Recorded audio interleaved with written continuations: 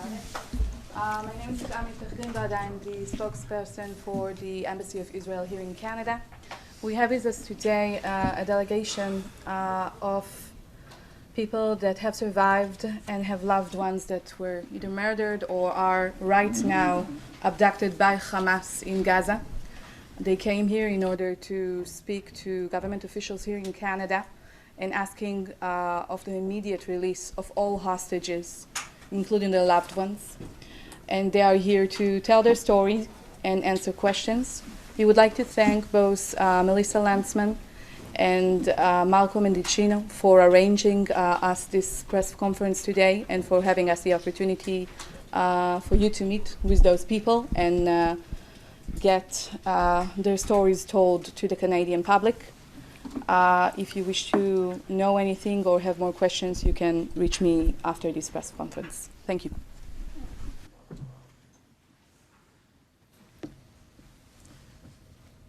So I'll start. Thank you again. So this is Avraham, my grandpa's brother.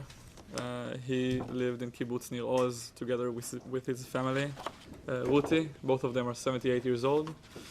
They used to live there with their son, Roy Munder, who was murdered on Saturday morning.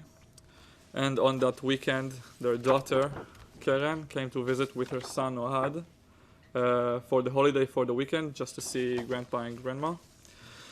And the four of them, Avraham, Ruti, Keren, and Ohad, were abducted by Hamas into Gaza, and they have been there since that Saturday for over 3 weeks. We don't know what their condition is, whether they're alive or not. Avraham, my uncle, he's an old person. He can barely walk. He uses a cane. He needs to take medicine. His vision isn't great. And both of them, my uncle and aunt Avraham and Ruti, are peace activists. They've been participating in so many peace programs. They used to take sick children and people from Gaza into hospitals inside Israel. And their kibbutz near Oz suffered so many casualties. It was a small community of 400 people, and one of 4 people who used to live there was either murdered or abducted by Hamas on that morning. Everything there is ruined, burned to the ground, and we really want everyone who was abducted to be released immediately and as soon as possible. My name is Alexandra. I'm sister-in-law of Sapir Cohen. Sapir went with Alexandra, her partner, to kibbutz near Oz to have a celebration of a Jewish holiday with Alexandra's family. Unfortunately, his father got murdered. The army found his body right by Gaza, and the rest of the family is kidnapped by Hamas. We saw a video of Sapir getting kidnapped by Hamas terrorists, and we saw how they brought her to Gaza, and we saw civilians, how happy they are of this, and we saw civilians punching her, throwing things towards her, and just looked like it's a celebration for them. And this is terrible. It's happening now, and we really hope that we will get them back as soon as possible, because every second that they're there can be critical. We don't know what's going on there. We can't imagine what they're going through now. My name is Harel Lapidot. I'm the uncle of Itay Lapidot. I was born in Regina, Saskatchewan, and Tiferet's brother also. Tiferet was 23 years old. She was supposed to have her birthday on Monday, just after that horrible Saturday. The last time we've heard from her was on Saturday, 10 o'clock, when she called her mother, telling her that she is hunted by the terrorists of Hamas. Can imagine for a mother to hear that kind of horrible thing, without any possibility of doing something to help her own daughter. Tiferet was just after a period of volunteering in South Africa for kids with special needs. You can see in the picture the kids there weren't Jews. Most of them were Muslims and Christian. Tiferet didn't care because kids are kids. But on the other side, Tiferet was hunted there just because she was Jew. My second name is Michael. I'm called after my grandma's brother. My grandma is also Canadian. He was hunted in the streets of Budapest only because the fact he was Jew. He pretended to be Christian in a hospital in Budapest. But he was hunted of being Jew, shot down in the streets of Budapest, and unfortunately Tiferet was hunted like an animal. It took more than 11 days to identify her body. We thought she was kidnapped because her cell phone was even stolen from her.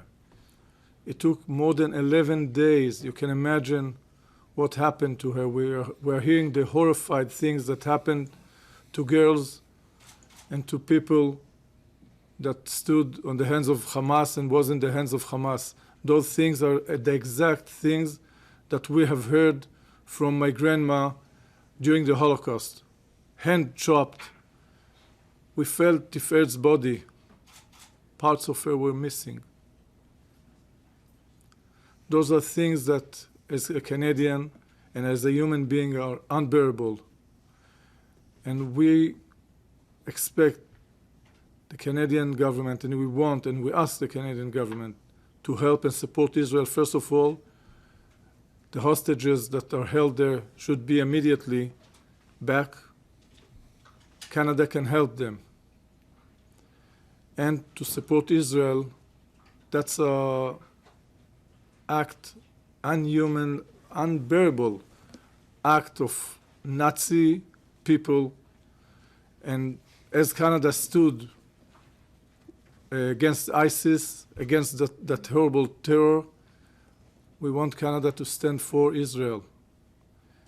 It's not a matter of Israel, it's a matter of the Western world with the values that I grew up into and the shared values of Canada and Israel.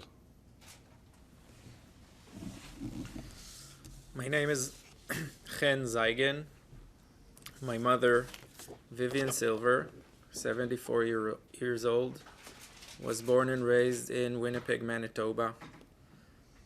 In 1974, she chose to move to Israel and make her life there. For 33 years, she has been living on Kibbutz Be'eri. That's where I grew up. The community of Kibbutz Be'eri was decimated with more than with 100 people found dead. 7, 8, 9, 10. Been identified yet. Yeah, hello? Good. Some Call the other side. appeared kidnapped. My mother Correct. dedicated her life Why? to peace Kiddo. building, to garner understanding between Israelis and Palestinians, Allô? to fight for equality Ça va? between Israeli and Arab Ah, citizens, 1, 2, 3, 4, 5, 6. Excellent. citizens of Israel. 1, 2, 3, 4, 5, 6, 7, 8, 9, 10. C'est beau. Parfait. She Merci, Liliane. devoted her professional life, and also after her retirement, she devoted her life to the peace movement. She also was among the people who volunteered to drive sick Palestinian children from Gaza to get treatment in hospitals in Israel. 1, 2, 1, 2, 1, 2, 1, 2. 1, Many 2, of c'est her bon? friends volunteering on the same program were murdered on the kibbutz. We hope that the Canadian government will join the international effort to pressure and promote the release, unconditional release of all these hostages. Hamas is trying to frame the hostages as prisoners of war. but these are babies and toddlers and women and elderly people taken from their homes. They have not had any access to any international committee like the Red Cross. We have not been given any information about their fate till this day. I am not sure if my mother is alive or dead, or whether she was injured or not. Her house was completely burned down.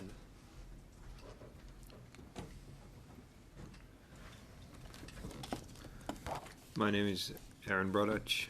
I'm a Canadian Israeli. I live in Toronto. This is my niece, Ofri. She visited us in Toronto this summer, spent a month in Toronto, made many Canadian friends at summer camp. On the morning of October 7th, I called my mother to ask her how Ofri's birthday party went from the night before. My mother told me that there's a war going on, and that they don't know where my brother's family is. I waited and called again to see what's going on, and I was able to talk to my brother, and he told me that his entire family had been murdered. I asked him, "Are you sure?" because he wasn't home, and he said, "The last text message I got from my wife is, they're coming in, and I know what's going on in the kibbutz."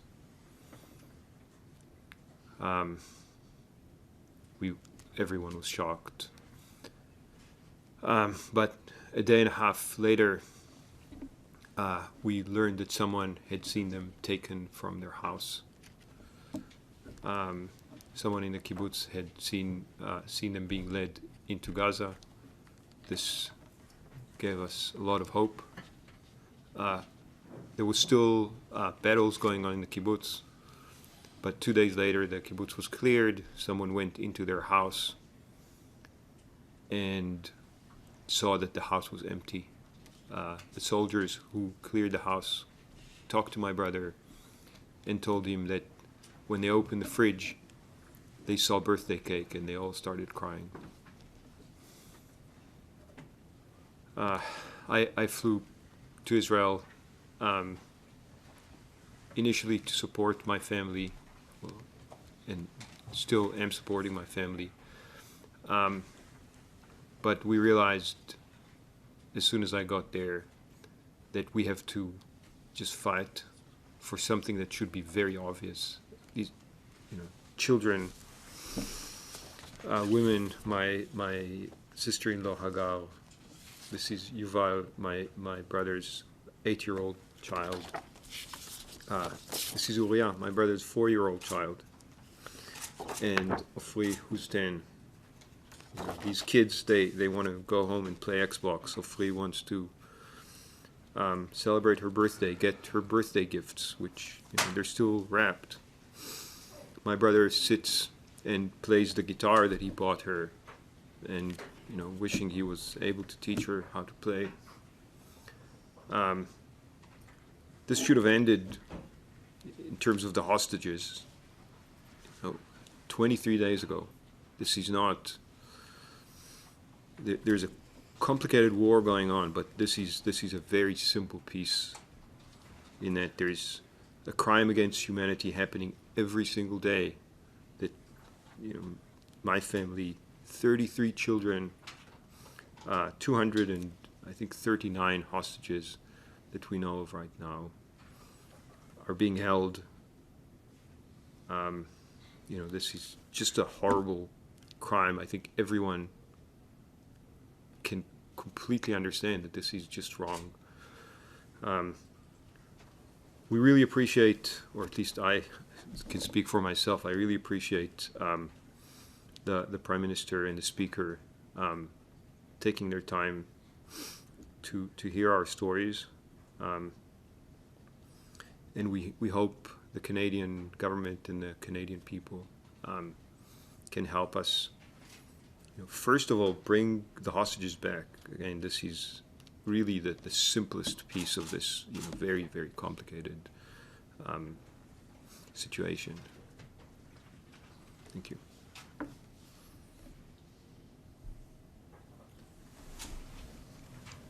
We'll now turn to the floor for questions. As is common, one question, one follow-up. I'll remind my colleagues not to go too close to the microphone for our interpreters' sake. And if we have time, we'll move to questions online. We'll begin with Jillian.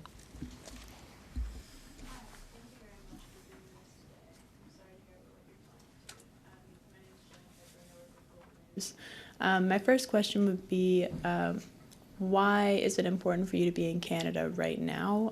How would you characterize the Canadian government and the Canadian people's support so far? Well, Canada helped and supported the states, and the coalition was part of the coalition against ISIS. As a Canadian, I think and I know that Canada can and will be a part of a coalition that demands those animals, bringing those people back home. It's not a part of anything. They're just ordinary people. My Tiferet, my baby, was just dancing in a peace party. They have nothing. She never went to the army. She never held a gun. She knows nothing about politics. That's a basic human being, basic value, that citizens are out of any question of war. And we know that the values of Canada are the same values. So that's why we are here, as some of us Canadians, asking the support of Canada government and people being with us, because now Israel is in the front, but some Muslims are looking there. I'm talking about the terrorists of the terrorists. They're looking and asking themselves, what is Canada going to do? What is the state going to do? What is France going to do? And if the answer will be, we are fighting terror, we are doing whatever should be done, that would be the right answer to terror, being with us.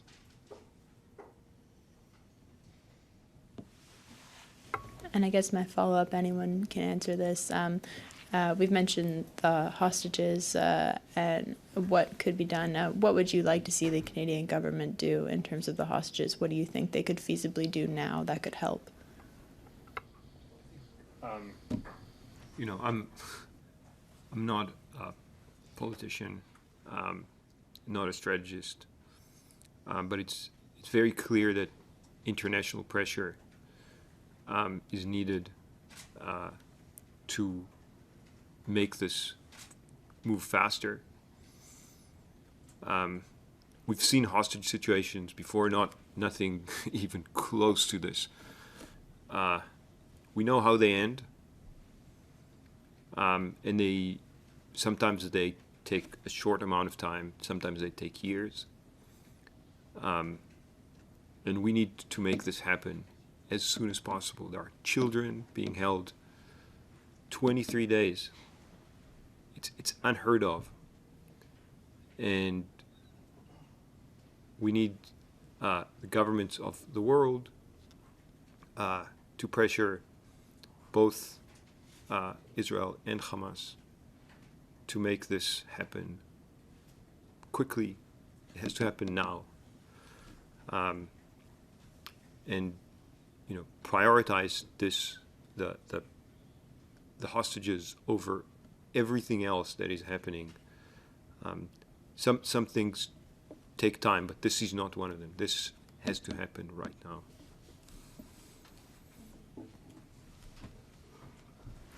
Sandrine? Hi, thank you for your time. I was just wondering, for those of you who still have loved ones being held hostages in Gaza, I was wondering if you're currently in frequent contact with, government officials to have updates on the situation, and if so, like, is it enough? Are you or are you in the dark about what's going on? I can say that the Israeli government has set up a task force to communicate with the families. I know my family is in touch with representatives from this task force. So far, they have not been able to share any information with us other than the initial knowledge that my mom's phone has been geolocated in Gaza, and that is all the information I have currently. I think this is, another piece where, the world's governments can really, really help with pressure on Hamas, or, I guess it's very hard to pressure Hamas, but there are, countries that are, friendly with Hamas and can help create pressure on at least giving us knowledge of the state of our families. At the end of the day, they're hidden somewhere in tunnels, most likely. It's very unlikely that we will get information from the Israeli government. And just talking about the pressure, do you believe that Canada's pressure so far has been, sufficient? I can answer that. I think, I don't know if only necessarily Canada, but I'm sure that the international pressure isn't enough because they're still there. So there hasn't been enough pressure. Like I said before, Hamas is a terror organization and they don't cooperate with any international organization. Like I said before, the Red Cross hasn't visited the hostages. There are babies there, babies. There's a 9-month-old baby who is there. The baby doesn't eat solid food yet.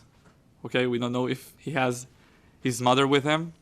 There are kids there that saw how their parents are butchered in front of their eyes. The whole world needs to deal with this as a top priority. A top priority. So I think that Canada hasn't done enough yet. I think the world hasn't done enough yet. And this should be a top priority of the whole world, the whole Western world. Anyone who believes in human rights, in humanity, and humanitarian support. Because like I said before, every day, every hour that they're there is a crime against humanity. What they did is atrocities that the world hasn't seen. They need to come up with a new term for it because it's worse than a crime against humanity. Kevin? Just to follow up on what Canada can do, is there something, whether it comes to sanctioning Iran or perhaps pressuring Qatar, are there some tangible things that you'd like to hear from the Canadian government in terms of messaging that you feel would be stronger in terms of helping your family members who are hostages? Sorry, I could direct it to someone if you like, or if you would, but I'm interested to hear multiple opinions if it's okay.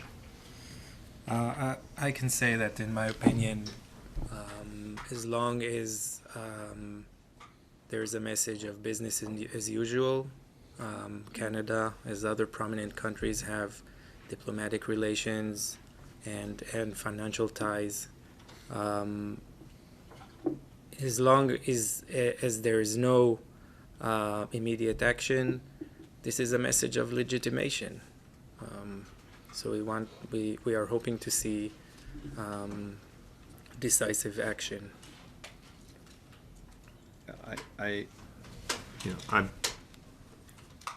I'm a new Canadian. One of the reasons I decided to live in Canada is the huge diversity, and we have big Muslim communities in Canada who are seeing this, and I'm sure many of them are horrified by what has happened. I would like to see the Canadian Muslim community, which I'm sure can indirectly impact Hamas, fight for Muslim values, and those values are 100% not holding women and children hostage. I'm sure that Hamas is doing a huge disservice to all Muslims in the world, and regardless of which side you take in the conflict on a bigger scale, this is obvious. There are women and children being held hostage by terrorists. So I certainly think there are communities within Canada who can help delegitimize Hamas, as long as they're creating these terrible crimes. For those who have family members that are still being held captive by Hamas, what's going through your minds right now as the Israeli Defense Forces are expanding their ground operations? It must be very difficult, I imagine. I just sort of want to get a sense of how you're feeling about, your family members are there and there's a ground invasion that's underway and could expand even further. I can answer that. I think it is scary, but it's not the main thing. Whether Hamas wants to keep our family members alive or not, it's up to Hamas. It's not up to anything Israel does, because we've seen how Hamas can keep whoever they want safe in their tunnels, whether it's their leaders or whether it's captives. So it's up to Hamas. They decided to murder people and butcher innocent civilians, and they decide whether our loved ones and other civilians who are held by them are going to stay alive or not. It's not up to anyone else. I will say that, again, I'm not a military strategist. I don't know what is the best way to get the hostages out. I don't know, but I hope that Israel's government is driven by this as not the main mission, but the only mission that they need to accomplish right now. 240 hostages, civilians, that Israel's government did not protect. These people should have been protected by the Israeli government. They weren't protected by the Israeli government. And Israel's government, one single mission has to be to bring them home as quickly as possible. I don't know if continuing the ground invasion is the correct way. Again, I'm not a military strategist. I certainly don't understand Hamas, and I don't know what the pressure points are. But I can only hope that this is the driving force behind any decision that's being made. Valerie? Hi, I'm wondering, I understand you asking for support from the Canadian government, but do you have support from, I don't know, Melanie Joly office? Do they keep you, aware of what's going on? Is the government giving you news? Are you in contact with anyone? My family has been in contact with the Canadian government. My brother had a meeting with Melanie Joly. They have pledged their support and said that they are making efforts, but we have not received tangible information so far. I can tell you that through the time that Tiferet was considered being in Gaza, the government of Canada, first of all, Madame Joly visited us in Tel Aviv. We had a few visitors from a representative of the Canadian government through those 11 days. We had a WhatsApp group. From that point of view, I think that the government of Canada did a very good job supporting us through those days.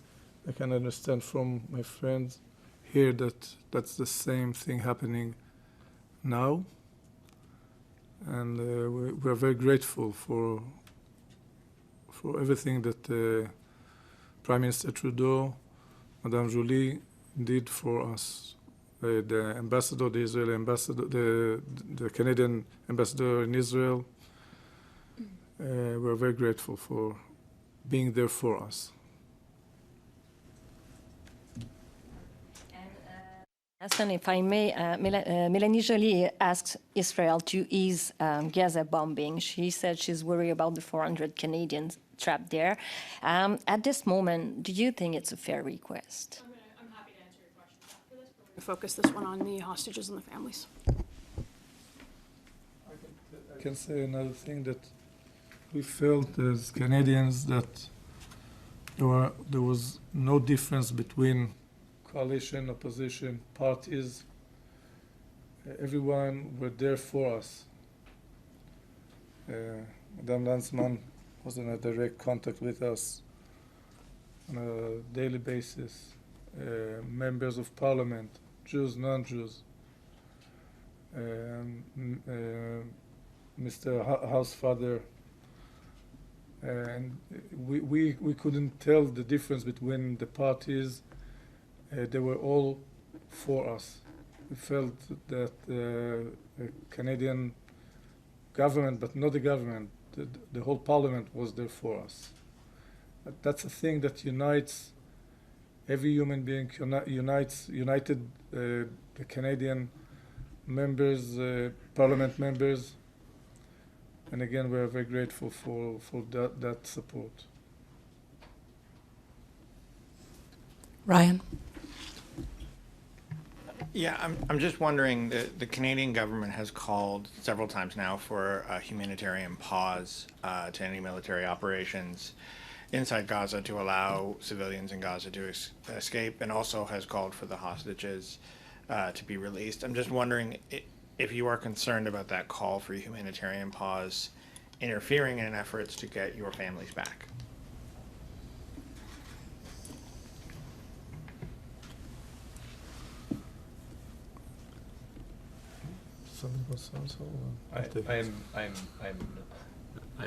I hope, everyone's doing, again, I'm not a military strategist. I hope everyone is doing, and I expect everyone to be doing everything they can to bring the hostages back. If a humanitarian pause helps bring them back, it's fantastic.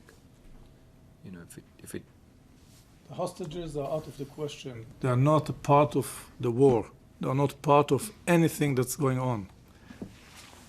Kids, civilians, elder people, we see them. They're out of the war. It's not part of the war. It couldn't be part of the war. It's against any international law. It's unbearable, and it should be stopped now, regardless anything that happens anywhere in the world. Otherwise, the message will be you can force the outcome of attack against a Western country by butchering, killing, taking hostages, and then asking, well, we attacked somebody, and now we want a ceasefire, we want to make the shot, we want to make the call. We hold those hostages. Holding hostages, holding babies is out of the question. It's not part of any kind of negotiation. They have to be released immediately. That's the message the Canadian government, the Canadian people, the whole world has to send. Otherwise, we'll see the same thing happening in the States, in Canada, in France and England, in every other civilized place in the world, Western country. It's out of the question. They should be back immediately. If you negotiate, if you start a negotiation, you give. It's going to be part of the war, and according to any international law, they're not part of the war. They're not part of anything. Soldiers against soldiers, soldiers against civilians is out of the question.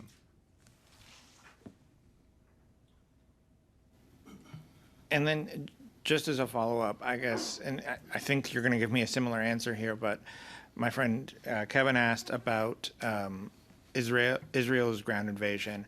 I'm wondering how concerned you are, given that your families are in Gaza as that operation gets underway.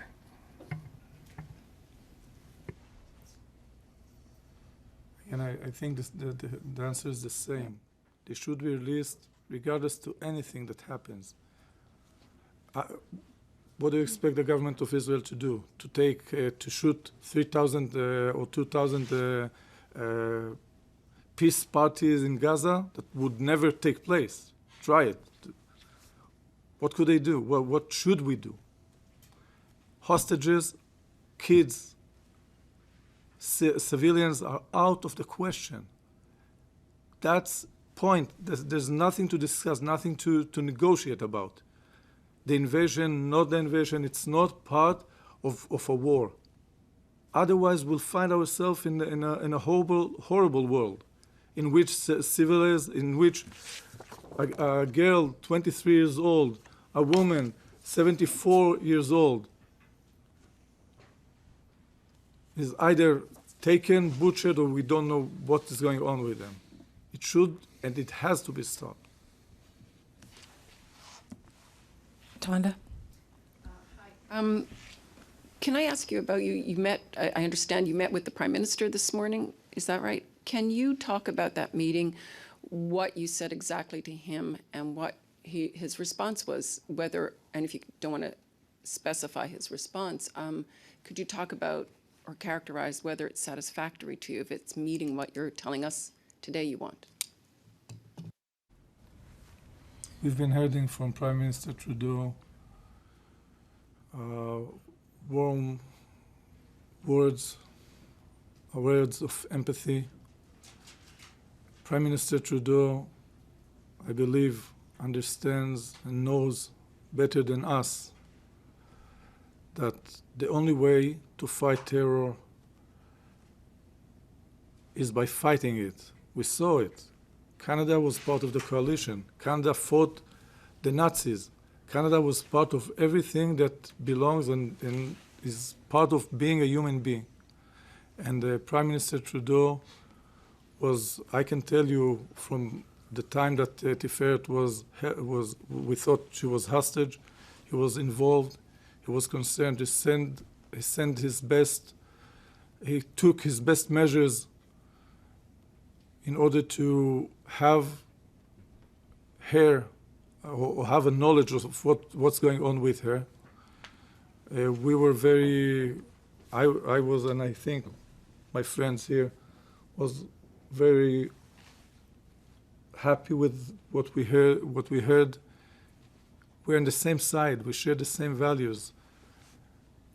He took the time and this tight schedule that he has to be with us, to hear our stories, and he told us that those not just numbers, those are human beings, those are children, those are old people that he now knows their stories. They know what they went through, and he'll do his best, first of all, to bring them back home and to be with Israel with the struggle against terror. I can add. First, I want to again thank the Prime Minister for meeting with us. Just to put this in context, the Prime Minister has met with pretty much as many families as the Israeli Prime Minister, 5 families.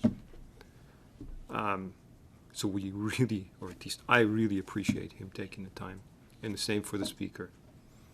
The Prime Minister clearly understands the need to release the hostages and the need to do it quickly.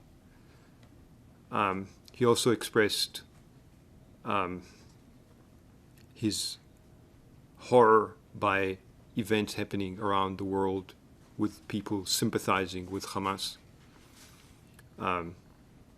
which is shocking. He has seen events where anti-Semitism has spiked during conflict, but he told us that clearly what is happening now is unprecedented, with not many, but with people sympathizing with Hamas who have just done these horrible atrocities. The speaker told us that he's heard many stories by Holocaust survivors throughout his life, and he cannot believe that he's hearing the same stories being told again.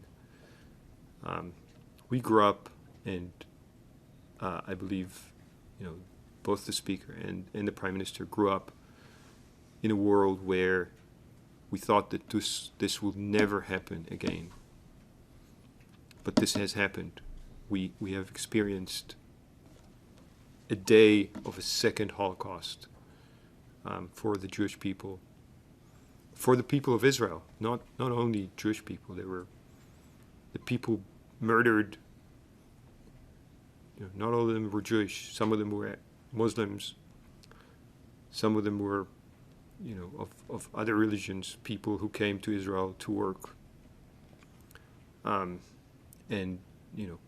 I think clearly the people we talked to, are shocked by the events, and they understand the need to bring the hostages back home now.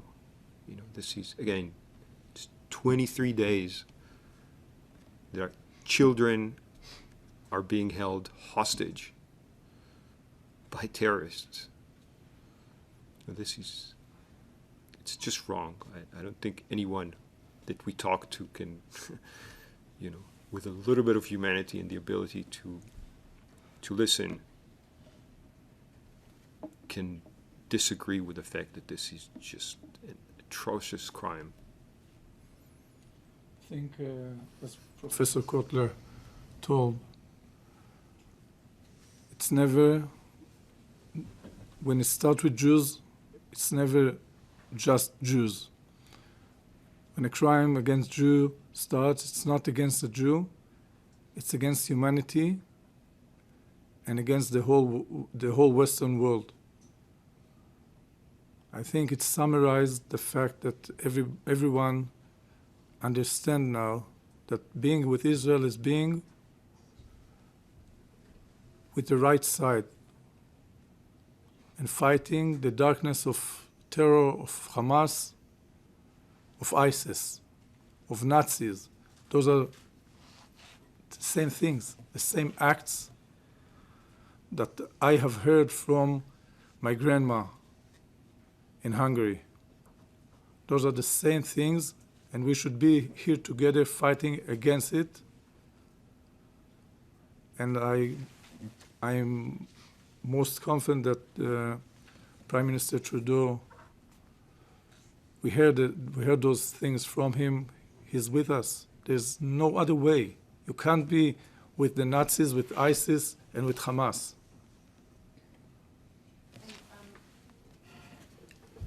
We've heard that the Canadian government sent a team of experts of some kind to support the Israeli chief negotiating team for hostages. And I don't know if you've had any contact directly or if you have any confidence that they're doing anything in the region to help your cause. If you are, please speak to that. But if you could convey more specifically what it is you want the Canadian government to do versus what it's doing right now. I think, again, the Canadian government has been, for the most part, very, very supportive of Israel. But the focus has to be the people who are kidnapped. Right now, this is just something that has to end immediately. Hopefully sending experts is helpful. I think Canada has a good history of helping in these kinds of situations with expertise. But we and I think in a big part the Canadian government has already been doing this, but really to emphasize this piece of the hostages, which is just wrong. I mean, this is not about taking sides in a conflict. This is very basic. This is every person who is, having dinner with his family and sees his children, realizes that children don't belong in tunnels under the earth being held hostage. It's, children celebrating their birthdays while being held hostage by Hamas. I think any kind of pressure on all sides that can be put to ending this, that's what needs to be done. I also think that a lot of things are happening behind the scenes that we're not aware of, and that's okay. A lot of things should be happening behind the scenes. And so we're here to make sure that those things are happening, the things that we're not completely aware of. And hopefully they're back tomorrow. I mean, this is every day. My whole family, we wake up with the hope that today this ends. It's been 23 days and we're still hoping every day. Somehow we're still able to hold on to that and think that today is the day. And trying to stay away from our phones, checking the news every second, to see if now. But this needs to happen now. Catherine. Hi there. My name is Catherine Cullen. I'm from the CBC. Thank you all very much for your time today. I wondered if you could reflect. I mean, a month ago you were living normal lives, and today you were trying to send a political message to the Prime Minister. And I wonder if you could just talk about, for you personally, what it was like to be in that room knowing that there is an important message that you had to get across. Itay, you seem to want to start. So I think this is what we have to do. I think, like we said before, that you have a moral obligation to do everything to pressure the government, to tell the world. We have a moral obligation to our family. Each one of us represents not just themselves, not just the hostages, but entire families that are behind us. I keep thinking about my grandma, my grandpa, all of my cousins, that our loved ones are in Gaza. Ohad, sorry. A week ago, Ohad had his 9th birthday. I'm not the important thing in this story. I have to do it. We have to be here. We had to fly all the way from Israel. We've been speaking for the past 3 weeks with anyone we can to share the stories, to put pressure on the international community, on anyone, to bring them back home now. We have no other thing to do. We all, at least me and my family, we quit our jobs. This is what we've been doing. We have to meet with anyone who wants to meet us. We need to do everything. There's not even a question. And I think this is true for almost everyone. And I think the Israelis in general, no one has the same life they had a month ago. I know you're probably used to hearing stories about Israel, about Hamas, once in a while, once every few years. But this is not the same thing. This is something completely different. This changed every single person in Israel completely. Our lives are not the same as they were on October 6th. They're not the same. We lost the simplest sense of security in our own country, the place where we're supposed to be safe. And again, almost every person in Israel is affected. Almost every single person knows someone who was shot at, who was kidnapped, whose family was affected. So, to your question, this is what we have to do. We must do it. I just want to say that we're not sending a political message to the government of Canada. We're sending a humanitarian message to the government of Canada. And I think, the people we talked to, they did not see this as a political message. They had tears in their eyes when they talked to us. Our stories are not stories that are easy to hear, and they're not political stories. They're stories about our family. A 10-year-old girl who just celebrated her birthday and is now being held captive by Hamas with her 2 brothers and her mom, who we want to believe are together in the same room at least, but we have no idea. We don't know if one of them is hurt along the way, or so. Is there something the Prime Minister could say in the coming days that would make you think what we did worked, our message worked, we were heard? I think having our families back, that would be, at the end it's we have to trust people to do the right thing. We're not politicians. We don't know what the right thing is. The right thing might sound very strange to us at the time it's being said.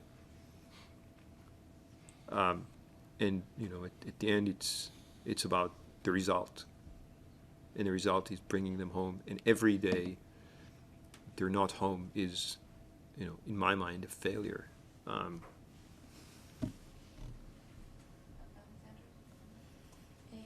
I just wanted to add that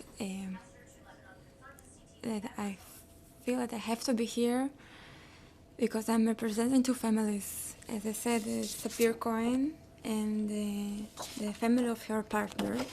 All of the family, absolutely all of them, got kidnapped or murdered. So they don't have anyone else to speak up for them, and I think the world needs to hear it because there is no one can speak up for them, and they have to spread it, and we have to tell these stories to everyone because otherwise they will stay there.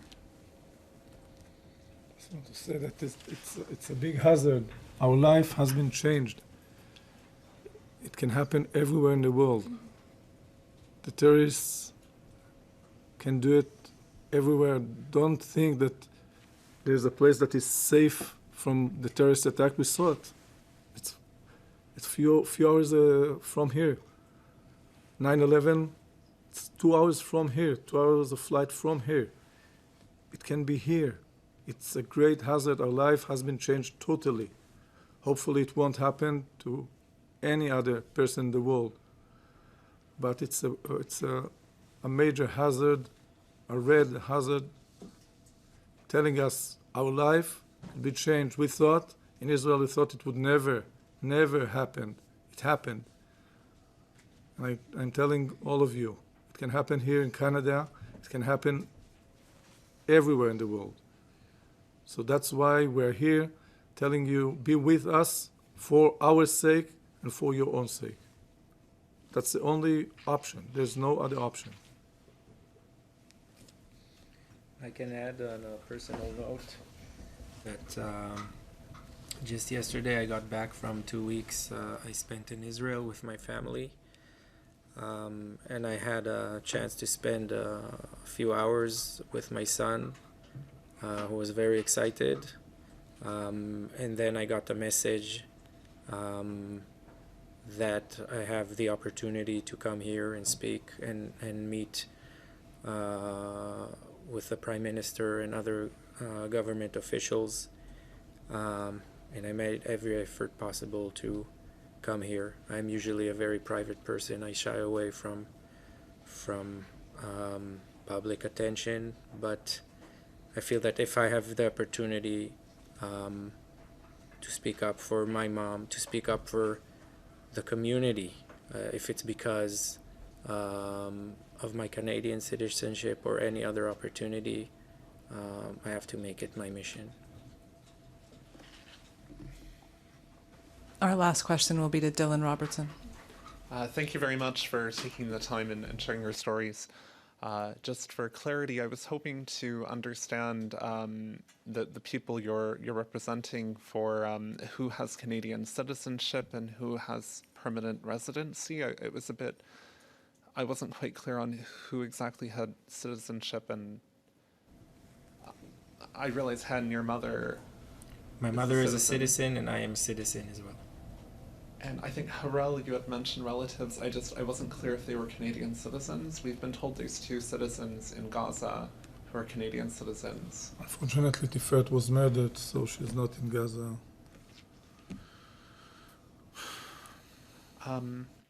My follow-up question, you had what you'd like Canadians to do and the government to do on the world stage, and I just had a question about the bilateral relationship with Israel, if there's any message that the Canadian government should bring to the Netanyahu government as it navigates this hostage crisis.